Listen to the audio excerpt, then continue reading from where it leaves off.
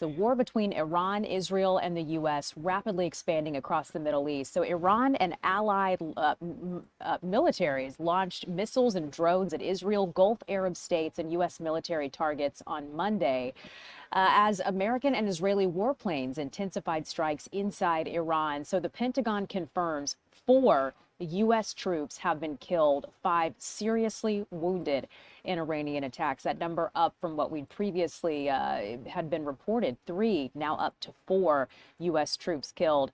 So in a chaotic moment, this was really wild if you've seen the video. Kuwait mistakenly shot down 3 American fighter jets during combat operations. All 6 pilots ejected safely, thankfully. And this escalation just follows the killing of Iran's supreme leader in joint U.S.-Israeli strikes. It's a move that appears to have eliminated any immediate off-ramp to the conflict.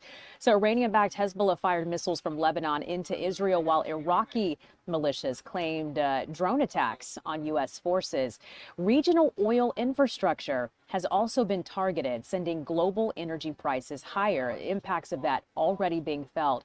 In fact, President Trump says combat operations will continue in full force, warning more casualties are likely. With proxy forces now engaged with energy markets shaken, fears are growing that this conflict could widen even further.